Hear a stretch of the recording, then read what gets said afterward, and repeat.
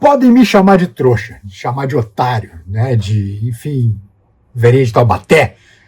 Mas eu gostei da entrevista do Sanabria. Gostei da entrevista do Tony Sanabria. Foi apresentado camisa 19, né? A camisa que era de Borré, que por sinal passa por um mau momento lá no River, né? Criticado até pelo Cudê e pela torcida.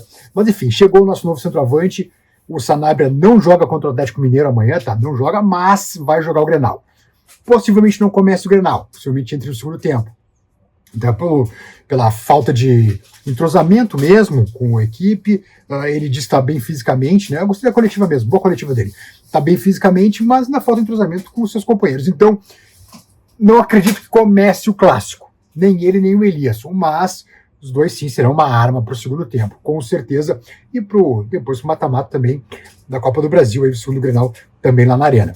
Mas o importante é isso, chegou o cara. Chegou o cara que, em tese, é para fazer gols. É claro que a gente fica ressabiado, eu pelo menos fico ressabiado com o fato de a gente já ter tido, vamos lá, vamos contar. Depois do alemão, tá? O alemão, que foi uma grata surpresa. O Mikael, que desastre completo.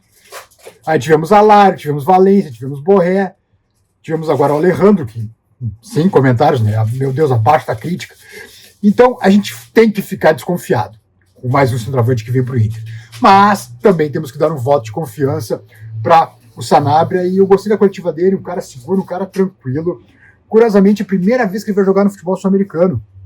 Foi questionado ali, tua volta para a América do Sul. Não, volta não, eu nunca joguei aqui, diz ele na coletiva. Então, o cara que vem com experiência, cancheiro, conversou muito com o Maripan, ele mesmo contou que o Maripan foi fundamental para ele aceitar a negociação com o Inter, e jogaram juntos no Torino, e, enfim, foi uma negociação muito rápida, como ele bem lembrou. Tanto que o Inter ligou num dia para ele, para a gente dele, e algumas horas depois estava fechada a negociação. Agora, vamos lá. Os prós. Esses são os prós. Um cara tranquilo, um cara sereno, um cara com cultura do futebol europeu, que é um futebol, em tese, muito mais disputado, muito mais competitivo que o nosso. Ele passou para o Barcelona B, na base, na verdade, né? Depois, muitos anos na Roma, Torino também, muito tempo, Cremonese, agora na segunda divisão italiana, caiu para a segunda divisão italiana, né? Mas, enfim, um cara com uma cultura de futebol totalmente europeia. Tá, não que isso diga alguma coisa. O Valência e o Borré também tinham, e deu no que deu. Agora, esses são os prós, tá? Os contra. É um cara que é centroavante, mas não tem muitos gols na carreira. É um cara que vai ter que ser abastecido. E aí o Inter, às vezes, peca nisso. A questão do abastecimento é pró e contra. Porque pró, o Inter produz muitas vezes, e contra, bom, a gente já viu centroavantes do Inter morrerem de fome, né? Até o Paulo Guerreiro morreu de fome anos atrás aqui no Inter. A bola não chegava nele. E esse, então, é pró, é coluna dos pró e coluna dos contra também. Agora, coluna dos contra também. É um contrato alto, R$800 mil por mês. Contrato muito longo até o fim de 29.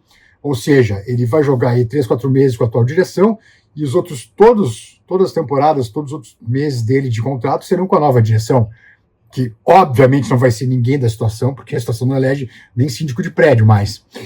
Enfim, esse é o contra. Que se não der certo, vai ser que nem o Valência e o Borré. Ele vai pagar um caminhão de dinheiro para depois ter que liberar de graça. Enfim, mas estou confiante. Gostei da entrevista do cara. Tony Sanabria não estreia amanhã contra o Atlético, mas estreia no Grenal do Beira-Rio, quinta-feira à noite. Então é um cara que chega com, pelo menos a gente nos devolve a esperança de gols, né? Um cara de 1,80 m, não é um cara muito alto, não é um jogador muito alto, mas não é um jogador exatamente da bola aérea, mas é um cara com um bom porte físico, uma boa presença diária, só que tem que ser abastecido. Não adianta a gente trazer o Sanabria e trazer o filho do Elias e não abastecer os caras, né? Tem que jogar pelas pontas, tem que jogar por uma ponta, jogar pela outra. O Eliasson joga pela direita, mas é canhoto, justamente pelo pé contrário. Daqui a pouco dá para fazer Eliasson do lado e Carboneiro do outro, né? Mesmo com toda aquela indolência do Carboneiro, muitas vezes. Aquela, a gente falava Vitolândia, né? A Carboneirolândia, né? De vez em quando ele desliga do jogo, né? Não sabe nem o que está acontecendo mais.